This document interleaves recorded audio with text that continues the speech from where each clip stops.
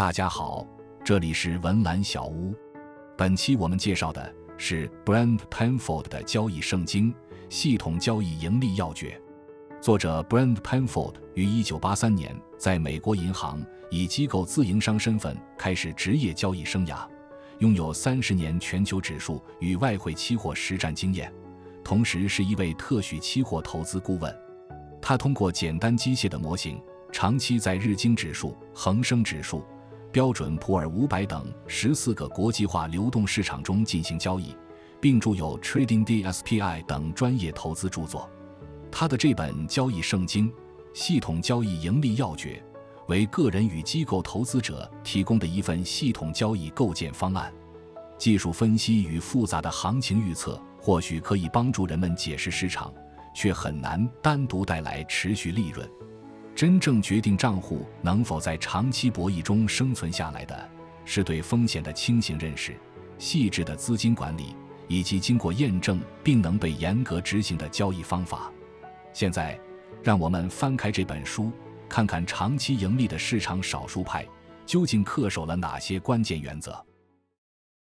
能够在较长时期保持盈利的交易者，低于甚至远低于总人数的 10%。90% 的交易者会在最初90天内失去准备承担风险的资金。导致十有九亏的深层原因，并不只是心理素质，而是无知、轻信与懒惰。许多人期望通过买卖轻松获利，盲目听信道听途说的消息，未经验证的交易理论，以及看起来十分完美的图表程序，却不愿亲自检验这些方法是否真正有效。金融市场里持续发挥作用的是困难重重法则，市场必定让大多数参与者失望，使资金从弱势的多数人手中流向强势的少数人手中。因此，一种交易想法如果好得令人难以置信，一条历史权益曲线如果平滑得近乎完美，反而更应该保持警惕。当市场中的大众意见高度一致，几乎所有人都对一笔交易感到舒服时，这种共识往往已经被价格充分吸收，后续愿意继续进场的人越来越少，原有趋势也就可能发生逆转。市场不会因为一笔交易看起来简单合理或者令人安心，就让大多数参与者轻松获利。从事交易的第一步是接受市场本质上充满不确定性。长期生存并不依赖预测未来走势的秘诀，而在于做好亏钱的准备。损失是交易必经的组成部分，只有把每次亏损维持在账户能够承担的小额水平，才有机会长期留在市场中，并让盈利交易充分发展。具体操作中，当一笔交易没有按照预期方向发展，不要寻找借口，也不要不断向不利方向移动止损点。可以按照自己的交易实现，预先设置明确的价格止损和时间止损。例如，长期交易者可以把上周最低价作为参考止损点，一旦市场触及既定位置，就按照计划退出，迅速处理失败的交易，不让错误头寸继续占用资金，是在交易游戏中生存下来的第一要务。交易者在最初3年的买卖中，往往会反复犯下几类典型错误。第1年的问题主要是没有交易计划，没有止损意识，并且习惯补仓摊薄成本。比如在 6.6 美元买入某只股票，股价随后跌到6美元，新手往往会继续买入，把平均持仓成本降到 6.3 美元，期待价格反弹。成本数字虽然降低了，暴露在风险中的资金却增加了1倍。如果股价继续下跌，账户也会以更快的速度缩水。补仓并没有证明原来的判断正确，只是让一笔失败的交易占用了更多本金。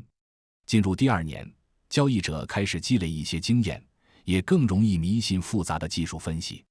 他们会在图表上叠加越来越多的指标，试图用过去的行情拟合未来走势。当一个指标没有预测到变化，就再增加另一个指标，最终落入曲线拟合的误区。与此同时，他们往往急于把小额浮盈落袋，却迟迟不愿处理亏损。利润刚刚出现就担心失去，于是过早卖出，面对持续下跌的头寸，却不断调整原定的止损位置，结果就是赢不起也输不起。预测陷阱也通常在这一阶段出现。很多人沉迷于艾略特波浪理论 Elliott Wave Theory， 试图通过价格波浪提前判断顶点和底点，或者依赖江恩理论 Gann Theory， 希望利用几何角度与时间周期预知趋势转折。这些工具最具诱惑力的地方是让交易者产生能够控制市场的错觉。为了提前抓住顶部和底部，人们会不断逆着行情尝试反手交易，在下跌趋势中反复低位买入，在上升趋势中不断高位卖空，最终被持续延伸的趋势消耗掉资金。还有很多人使用纸上模拟交易 paper trading， 只在日记本或电子表格中记录虚构的买卖结果，不投入真实本金，也没有独立监督者。交易者可以随时删除不利记录，改变规则或者重新选择点位。这种模拟难以反映真实市场中的人性反应和账户变化。到了第3年，交易者往往已经投入了大量时间、金钱和精力，更容易执着于过去的方法。他们可能继续过度交易，忽视积极预期，也没有真正验证方法，却把失败归因于心理因素，市场太难，或者自己尚未找到所谓的交易秘诀。3年的错误看似不同，根源却是一致的，没有明确的交易计划，没有有效的资金管理，也没有用客观数据验证所使用的方法。若想在市场中长期生存，首先要调整自己的情绪导向 emotional orientation， 不要再把目标设定为每笔交易都做对或者迅速赚到大钱，而应把注意力转向风险资金管理。追求100%准确和频繁暴利，必然要求承担更高的风险。收益与风险之间的关系无法改变，想获得更高的回报，就必须接受更大的亏损可能。这种转变要求丢开自上而下的思维方式 top-down thinking。 所谓自上而下，就是先入为主的相信交易越频繁，下单越多，赚到的钱就越多。这种观念会不断抬高收益预期，最终诱发过度交易。更合理的是自下而上的思维方式 bottom-up thinking， 先从自己能够承受损失的风险本金出发，再衡量未来12个月获得多大回报，才足以让自己感到满意。过去几十年里，全球主要股票市场的年平均回报率大约为 8% 到 12%。 对于交易者而言，把年度风险资本回报目标设定在 20% 到 30%， 已经是一个需要长期稳定执行才能实现的目标。 Brent Penfold 给自己设定的标准是年度风险资本回报率达到 20% 以上。只要建立一套具有优势、能够持续使用多年的方法，并稳定实现这一目标，就没有必要为了追求更高收益而随意改变或者滥用它。过高的收益预期会迫使交易者放大仓位，一次正常的账户回撤就可能造成难以弥补的损失。因此，在入市之前还必须设定清楚的财务边界。财务边界就像整个交易生涯的总止损点，你需要事先承诺，一旦累计损失耗尽这笔风险本金，就承认自己暂时不适合从事交易，停止操作并离开市场，而不是继续追加资金翻本。为了让这些原则真正落地，还需要寻找一位交易伙伴。他不一定是交易者，但必须是你尊重的人，与你保持客观距离，不能和你生活在同一屋檐下，并且愿意认真监督你的交易过程。交易伙伴承担2个作用。正式交易前，他协助你完成方法验证，没有证明方法具备积极预期，就不应投入真实本金。正式交易后，他负责让你保持理性和诚实。交易伙伴需要知道你的财务边界、适度的收益预期以及资金管理规则。每个月结束时，你都应向他提交明确的交易记录和书面报告，由他按照这些财务基准检查执行情况。监督的意义不是评价你的行情分析是否精彩，而是防止你在亏损后欺骗自己，偏离计划，或者突破原定的风险边界。完成心理准备之后，接下来要解决的是交易中最重要的统计问题——破产风险。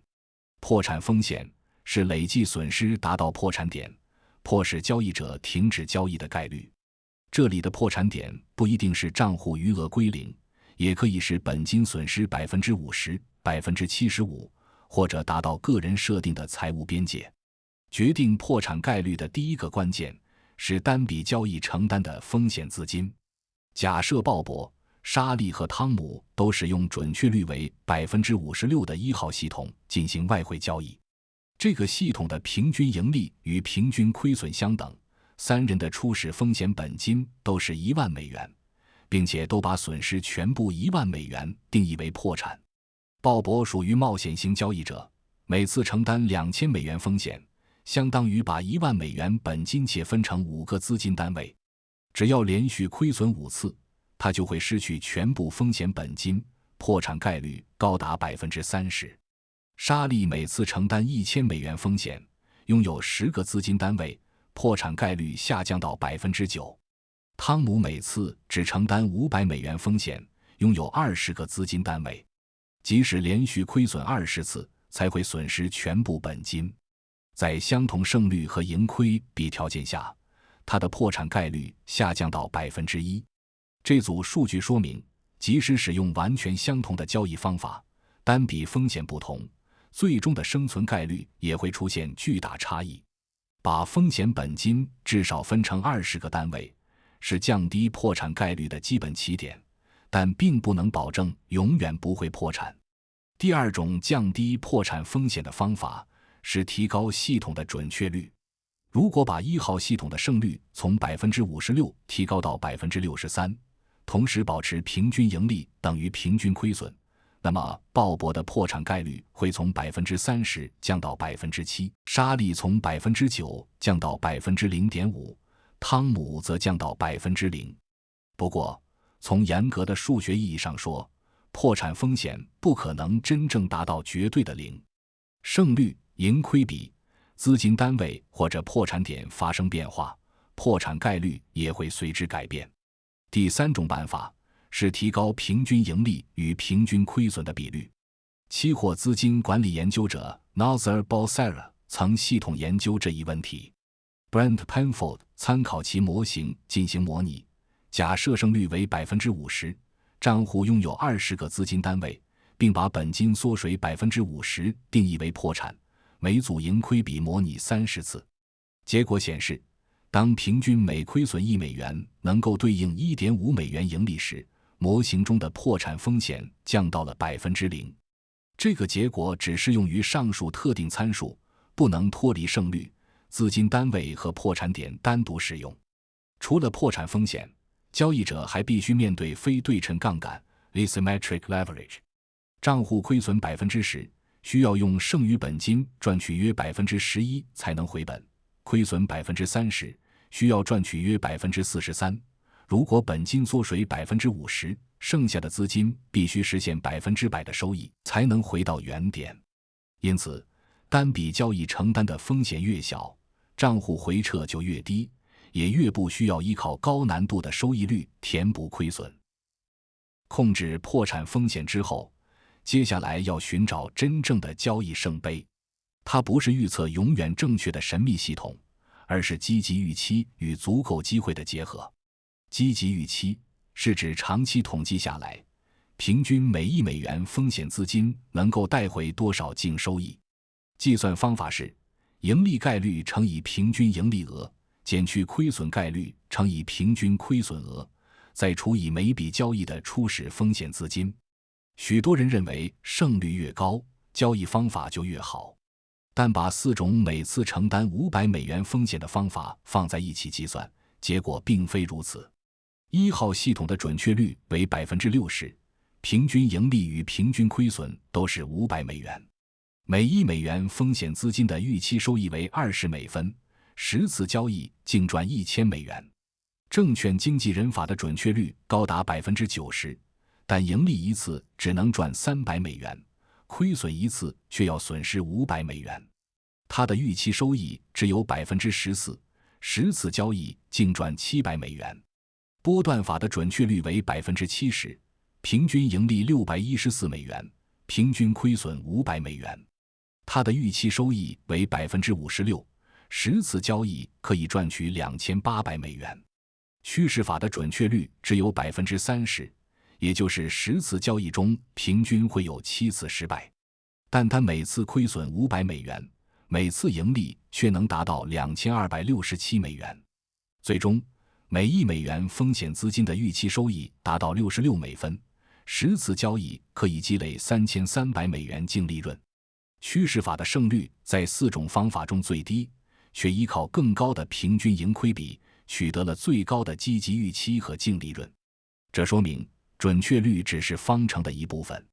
挑选交易方法时，真正应该衡量的是盈利概率、亏损概率、平均盈利与平均亏损共同形成的预期。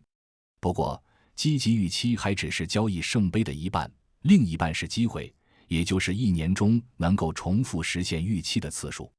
假设高回报法的预期达到 100%， 但1年只有3次交易机会，每次承担500美元风险，全年只能赚取1500美元。另一种频繁交易法，每1美元风险资金的预期收益只有 55%， 但1年能够提供20次机会，最终可以积累5450美元利润。因此，一套方法不仅要具有积极预期，还必须在现实中提供足够多的交易机会。在不改变既定规则的前提下，增加交易机会最务实的做法是把同一套经过验证的方法运用到更多市场。监控一个市场变成监控3个市场，能够捕捉到的交易机会也会相应增加。当然，增加市场也会增加保证金需求和潜在损失，账户必须具备足够的资金承受能力。确定了积极预期与机会，下一步是选择与资金条件相匹配的交易风格。市场只有大约 15% 的时间会形成明显趋势，其余 85% 的时间大多处在震荡和盘整状态。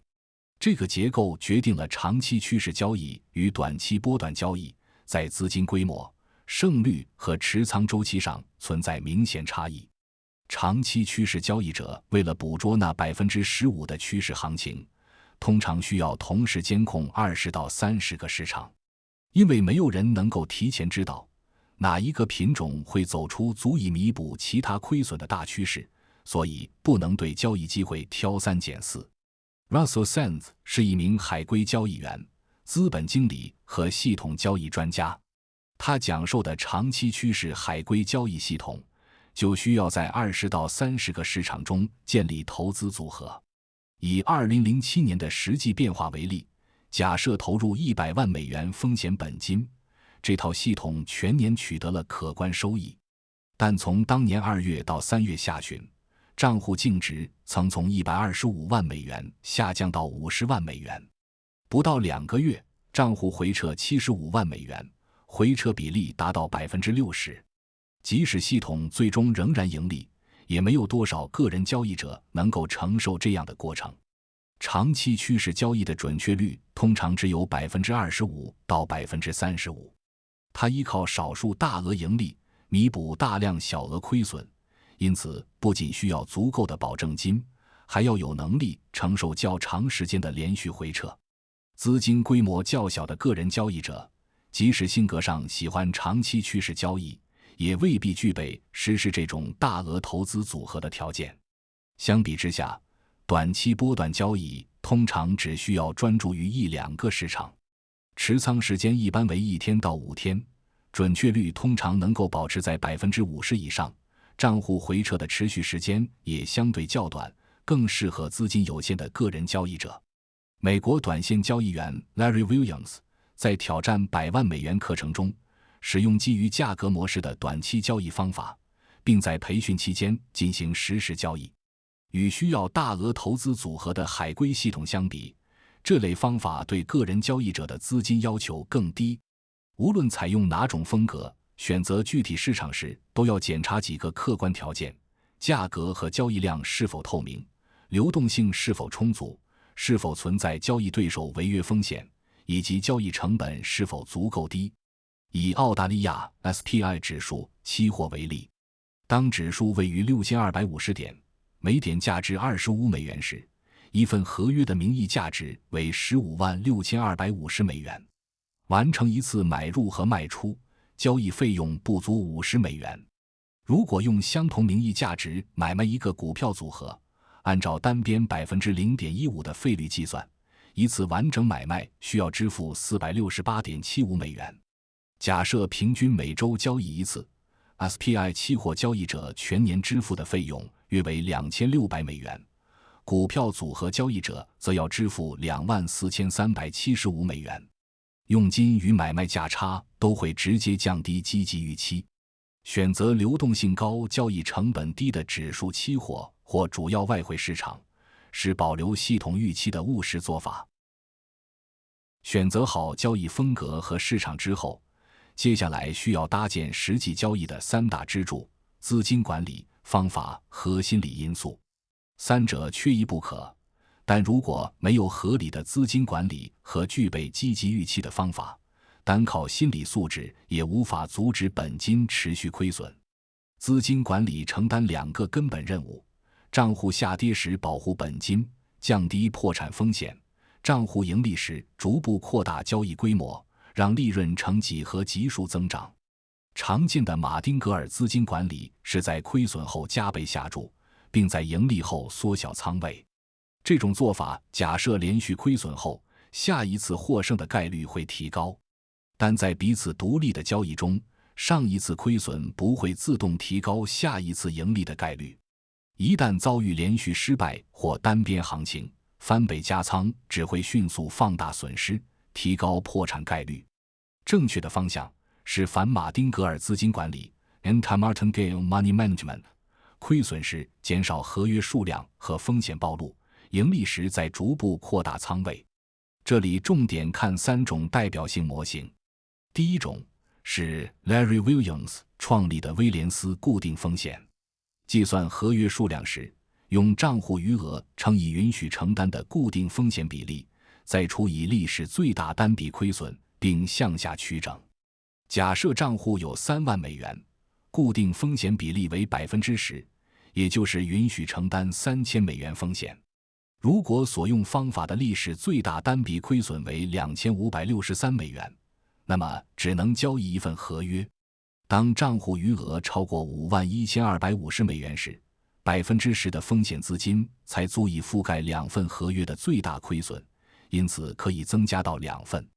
第二种是资金管理研究者 Ryan Jones 设计的固定比例，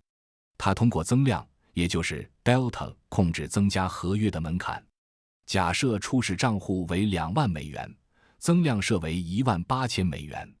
从一份合约增加到2份，需要先获得18000美元利润，2份合约再增加到3份，则要求现有的每一份合约都贡献18000美元，总计再赚36000美元。只有账户达到74001美元左右，才可以交易3份合约。这种方法要求每一层新增仓位都有足够利润作为基础，避免在账户尚未积累安全垫时过快放大规模。第三种是职业交易员 Richard Dennis 曾传授给海归学员的固定波幅。他使用10日平均真实波幅计算市场的日常波动金额，并把波动风险限制在账户余额的固定比例内，例如 2%。 市场波动扩大时，允许交易的合约数量会自动减少，市场波动收窄或账户余额增加时，合约数量才会逐步增加。这样不仅能根据账户规模调整仓位，还能主动适应市场风险的变化。不过，在合理的资金管理，也不能把消极预期的方法变成赚钱系统，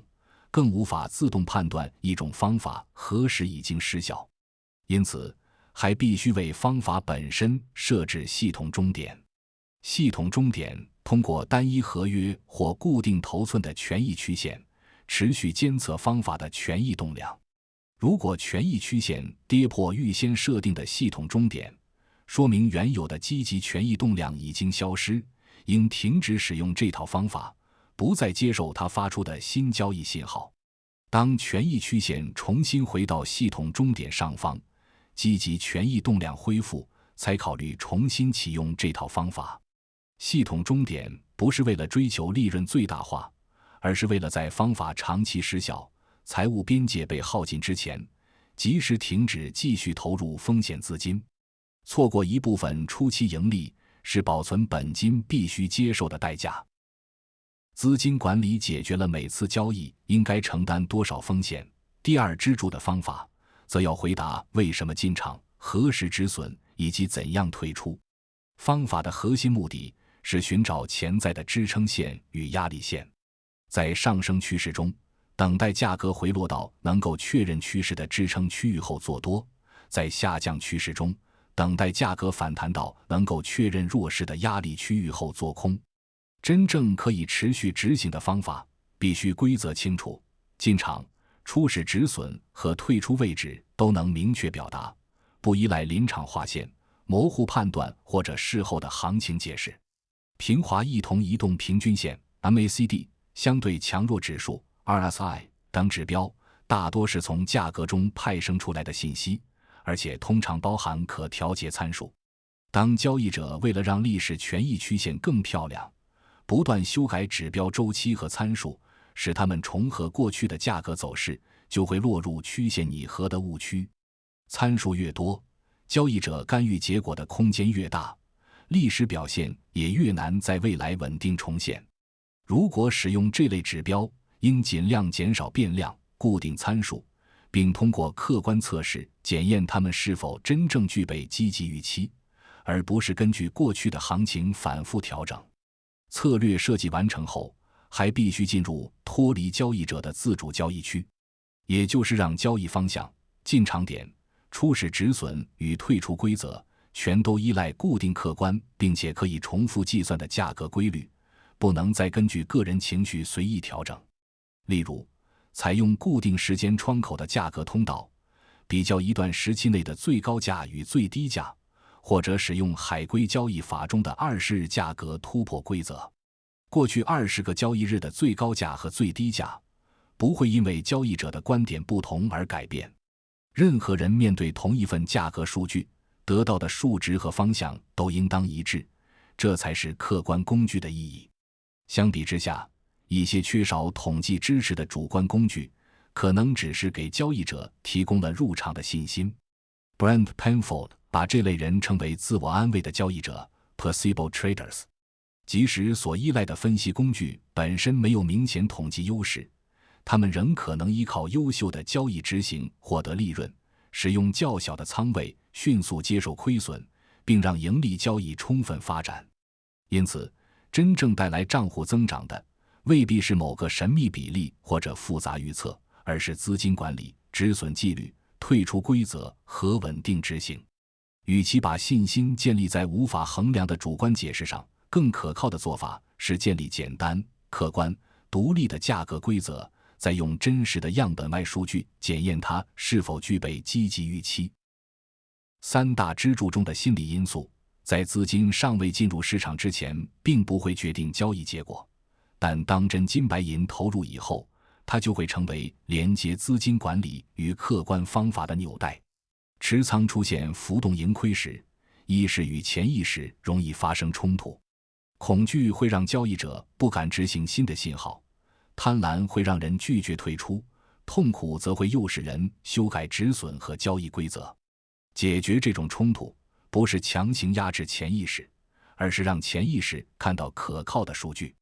如果每一笔交易的风险都通过资金管理被限制在很低的水平，统计上的破产概率趋近于零，同时所使用的方法又经过验证，具备稳定的积极预期，那么交易者才更容易信任规则，按照计划执行止损和退出。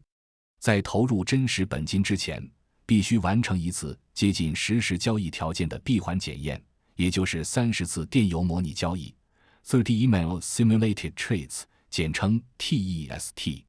旨在大脑中复盘或者独自在软件中进行纸上模拟，都无法准确验证方法。没有独立监督者，交易者可以随时跳过不利信号，删除亏损记录，改变规则，或者事后选择更好的进场点。TEST 要求交易者在市场开盘之前，按照完整的交易计划，写明买入或卖出价格、初始止损位置以及退出规则，并把指令通过电子邮件发送给独立的交易伙伴。交易伙伴在开盘前接收并保存指令，充当虚拟客户顾问，记录实际行情下的模拟结果。邮件一旦发出，除非市场在开盘前发生变化，导致原定指令无法执行，否则不能撤销或者事后修改。为了检验方法本身的预期，每次只模拟一份合约，股票交易则可以统一按照100股计算，避免仓位变化干扰结果。连续完成30次完整交易后，交易伙伴把保存的邮件和结果返还，再把盈利次数、亏损次数、平均盈利与平均亏损带入预期公式。除了查看最终预期是否为正，还要检查权益曲线是否相对平稳。若大部分利润只来自1-2次偶然的巨大盈利，就很难判断这套方法究竟具备稳定优势，还是仅仅依靠运气。如果30次测试形成了较为均匀的积极预期，方法就通过了验证。若预期为负，就应当重新设计方法，再完成一轮 TEST， 而不是拿未经验证的规则投入真实本金。资金管理控制风险，客观方法提供优势， TEST 则为执行规则建立信心。当三者真正咬合，心理因素才不再是孤立的意志训练，而成为整套交易系统持续运行的纽带。交易圣经，系统交易盈利要诀，讲透了金融市场中最基本的生存规律与算账逻辑。买卖能不能赚到钱，从来不取决于你能否猜中明天价格往哪走，而在于算账。当市场走势和你预想的不一样时，按原定价格把手里的持仓果断卖掉，把每次亏损限制在账户可以轻松承担的小数字。当账目资金在持续盈利增加时，按照对账规矩去对应扩大下单的手术。只要每次冒风险的资金少到能把破产概率变成0，同时规则确立的平均盈利金额大于平均亏损，长年累月下来，正向的预期就会变成银行账户里踏实增长的现金。这里是文澜小屋，我们不追求快速致富的奇迹，只希望与您一起阅读好书，慢慢变富。如果本期内容对你有所启发，欢迎帮忙点赞转发，并分享给身边的朋友。您的举手之劳都是在为更有价值的知识投票。